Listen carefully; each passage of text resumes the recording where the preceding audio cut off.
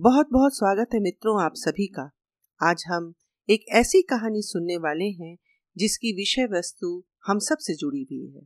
जी हाँ, मैं बच्चों की बात करने जा रही हूँ। बच्चों की सुरक्षा हम सबकी जिम्मेदारी है और प्रथम कर्तव्य भी।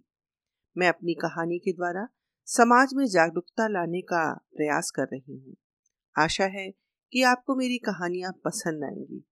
इस श्रृंखला में सुनिए कहानी धोखा। स्वभाव से शांत शार्दुल ने एक दिन मम्मा से कहा, क्या आप मुझे एक कुत्ता ला देंगी?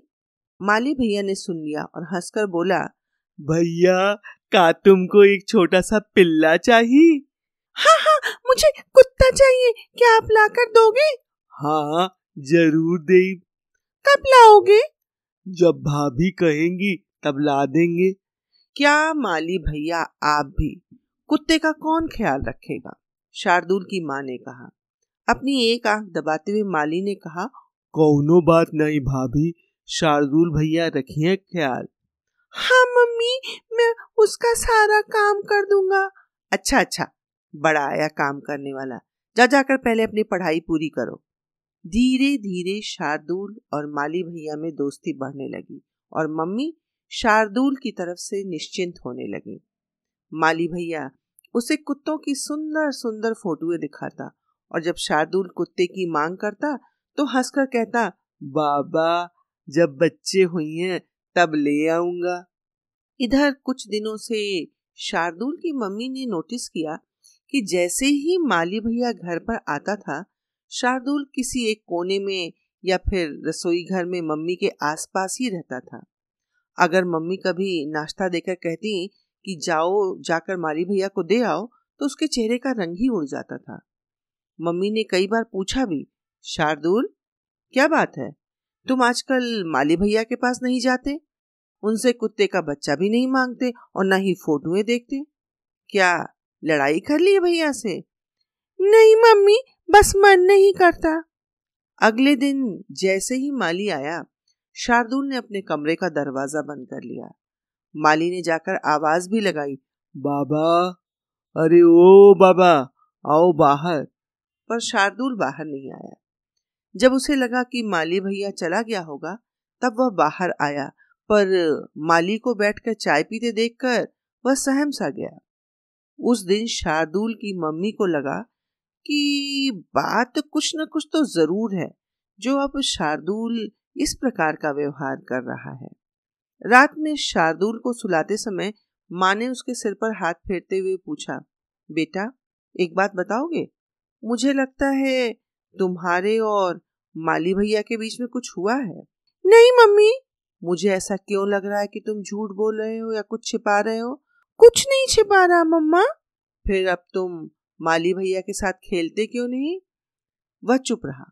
माँ ने उसे अपने और पास लाते हुए कहा, बेटा बिना डरे तुम हर बात मुझसे बता सकते हो।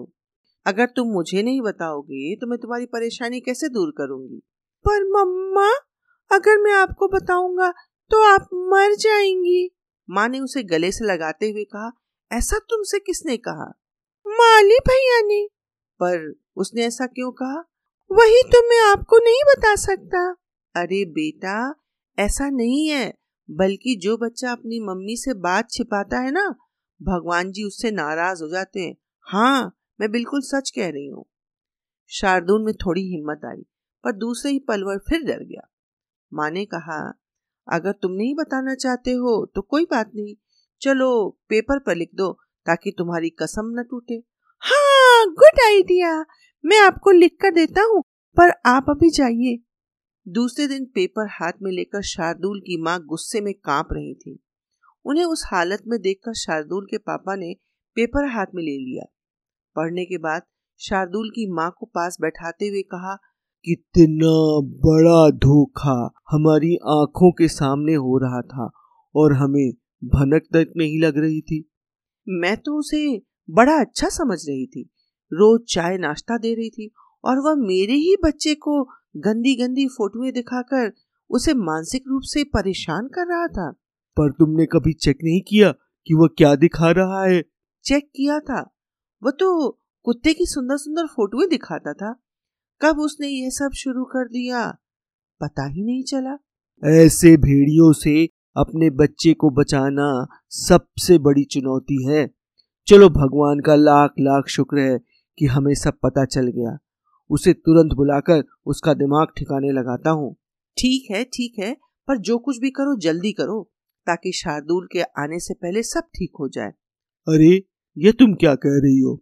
हमें शार्दुल के मन से भी डर खत्म करना है, तुम बस देखती जाओ। जब शार्दुल स्कूल से घर आया तो माली भैया को देखकर डर गया। पापा ने प्यार से अपने पास बुलाकर माली के सामने ही कहा, बेटा, तुम्हें जिंदगी में ऐसे गंदे गंदे लोग मिलते ही रहेंगे। इनसे डरना नहीं, बल्कि इन्हें सबक सिखाना है। ऐसा कहकर उन्होंने माली को शार्दुल के पैरों पर झुका दिया। माली ने कहा, बाबा, अब मुझे माफ कर दो, मुझसे बहुत बड़ी गलती हो गई रही। शार्दुल 2 कदम पीछे हट गया। पापा ने उसे पूछा, शार्दुल, यदि तुम्हें जीवन में ऐसा गंदा व्यक्ति मिले तो क्या करोगे? मैं मम्मा, पापा या टीचर को बता दूंगा। शाबाश बेटा। मम्मी ने शार्दुल को कहा, बेटा, ऐसे लोगों से डरने की जरूरत नहीं, क्योंकि ये लोग ना खुद ही डरपोक होते हैं। हाँ मम्मा, तभी तो ये चुपचाप छिपकर मुझे गंदी गंदी फोटोएं दिखाता था। पापा ने माली को घर से निकालते हुए कहा, खबरदार, जो अब कभी कहीं कॉलोनी के आसपास भी दिखाई दिया तो तुम्हारी टांगे तोड़ दूंगा। माली चुपचाप चला गया और शार्दुल खुशी खुशी चहकता हुआ घर में चला गया। धन्यवाद। कैसी लगी मेरी कहानी? क्या मैं अपने उद्देश्य में सफल हो पाई या नहीं? और हाँ, आप किस विषय पर कहानी सुनना पसंद करेंगे? मुझे आपके सुझाव का इंतजार रहेगा। अब मुझे अनुमति दीजिए।